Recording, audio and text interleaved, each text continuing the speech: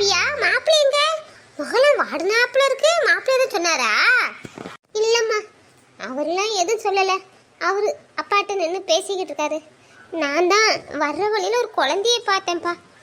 அதை பார்த்ததுலேருந்து என் மனசு கஷ்டமா இருக்குமா. அம்மா காவியா, வருத்தப்படாதம்மா, எனக்கு நம்பிக்கை இருக்குமா. நம்ம சந்தியா கல்யாணம் முடிஞ்சு நீ ஊருக்கு போகிறதுக்குள்ள நீ மாசமாயிருவாம்மா. நான் அந்த முத்தாரம்மனுக்கு காணிக்க முடிஞ்சு வச்சிருக்கேம்மா.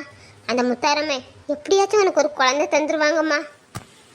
அம்மா, அப்படி ஒன்று அந்த சாமி கண்ணை திறந்து எனக்கு ஒரு குழந்தை மட்டும் தந்துருச்சுன்னு வச்சுக்கிடுங்க, நான் அந்த சாமிக்கு என்ன வேணாலும் செய்வேம்மா.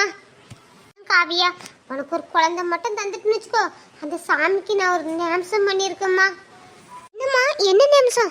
எனக்கு மட்டும் ஒரு குழந்தை பிறந்துச்சுன்னு வச்சுக்கிடுங்க, எதுனாலும் செஞ்சிடலாமா. அதுதான் காவியம்மா, உனக்கு மட்டும் அந்த சாமி ஒரு நல்ல குழந்தைய தந்துட்டுன்னு வச்சுக்கோ, அடுத்த வருஷம் உன் வீட்டுக்காரரை அந்த குலசையில போய் முட்டை போடலான்னு நிமிஷம் பண்ணியிருக்கோம்மா.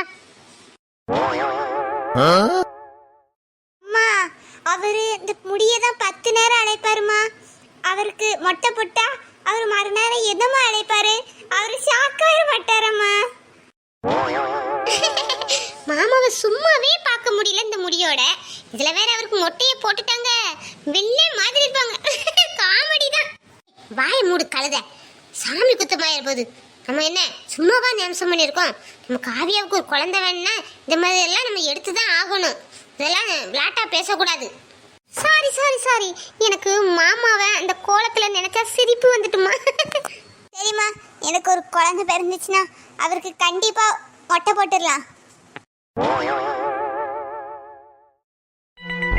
சாரி வாங்கிட்ட ஏதோ ஒரு நம்பிக்கையில. சரி, இதை நீ எப்படி சந்தியா சிஸ்டருக்கு கொடுப்ப? அவங்க எப்படி இதை என்கேஜ்மெண்ட் கேட்டுவாங்க? அதை பத்தி தாண்ட நானும் யோசிச்சுட்டு இருக்கேன். சந்தியா மட்டும் இந்த சாரியை கொடுத்து சந்தியாவை போட சொல்லிட்டு அதை அவங்ககிட்டயே எப்படியாவது ஒப்படைச்சிடணும்டா. டேய், நீ பண்றது உனக்கே விளாட்டா தெரியலடா. சந்தியா சிஸ்டர் உங்க வீட்டுல சொல்லி பொண்ணு கேட்டு மேரேஜ் பண்றது எப்படி இருக்கு? இப்ப நீ விளாட்டு பார்க்கல இப்படி பண்றது ரொம்ப சில்லியா இருக்குடா மாப்ள. வீட்டுல சொல்லாமலாம் இல்லடா, வீட்லயும் சொல்லிட்டேன், அவங்க எதுவுமே ரெஸ்பான்ஸ் பண்ணல. இப்ப சந்தியாக்கு மேரேஜ் வேற போயிடுச்சு, அப்ப நான் தானடா ஏதாவது பண்ணணும். நீ சொல்றது சரிதான்டா மாப்ள. ஆனா இருந்தாலும் நீ சந்தியா சிஸ்டர் வீட்டுல ஒரு வாட்டி பேசிருக்கலாம். அவங்க பொண்ணு தரமாட்டேன்னு சொல்லியிருந்தா நீ இந்த மாதிரி முடிவு எடுத்திருக்கலாம். 2 வாட்டி அவங்க வீட்டுக்கு போனடா இத பத்தி பேச. ஆனா எனக்கு அங்க பேச வாய்ப்பே கிடைக்காம போயிடுச்சுடா. இது பாரு, நாளைக்கு என்கேஜ்மெண்ட். இப்ப போய் அவங்க வீட்டுல பேசினாலும் நான் பேசுற வார்த்தைலாம் அங்க எடுபடாதுடா. அதனால நான் எடுக்கிற முடிவு தான் எனக்கு சரின்னு படுது. அதனால ஒரு தடவைக்கு 2 தடவை நல்லா யோசிச்சுக்கடா.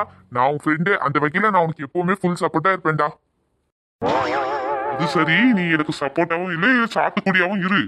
ஆமா, உன் கையில ஏதோ இருந்த மாதிரி இருக்கு, என்னதுடா? அதெல்லாம் கையில ஒண்ணுமே இல்லையடா. ஏய் நண்பா, முழு பூசணிக்காவ சோத்துல மறைக்கலான்னு இருக்கா போல இருக்கு. அதெல்லாம் நான் பாத்துட்டேன்டா. நல்ல ரோஸ் கலர்ல சேரீ எடுத்து வச்சிருக்க. இது எப்பண்டா? அது வந்து நீ உன் ஆளுக்கு சாரி செலக்ட் பண்ணிட்டு இருந்த பத்தியா, அந்த கேப்ல நான் எடுத்துட்டேன்டா. சரியான ஆள் தான்டா. எனக்கு சேலை எடுக்கிற சாக்குல சிஸ்டரையும் தள்ளிட்டு வந்துட்டா. சிஸ்டருக்கு சேரீ எடுத்து கொடுக்குறா. பேஸ் பேஸ். ஏய், நான் அவளை எங்கேயுமே கூட்டு போனது இல்லடா. இப்ப என்ன முத ஜவுளி கடை கூட்டு வந்திருக்கேன் பத்தியா, ஆசையா ஒரு சாரி வாங்கி கொடுக்கலான்னு வாங்கிட்டேன்டா. சும்மா தான்டா சொன்னேன். நீயும் சிஸ்டரும் ஹாப்பியா இருந்தா எனக்கு ரொம்ப சந்தோஷம்டா. சரி வாடா, இந்த சேரீ எப்படியாச்சும் சந்தியா மட்டும் கொடுத்து சந்தியாவை கெட்டுறதுக்கு சந்தியாமாவை கரெக்ட் பண்ண வேண்டியதுதான்.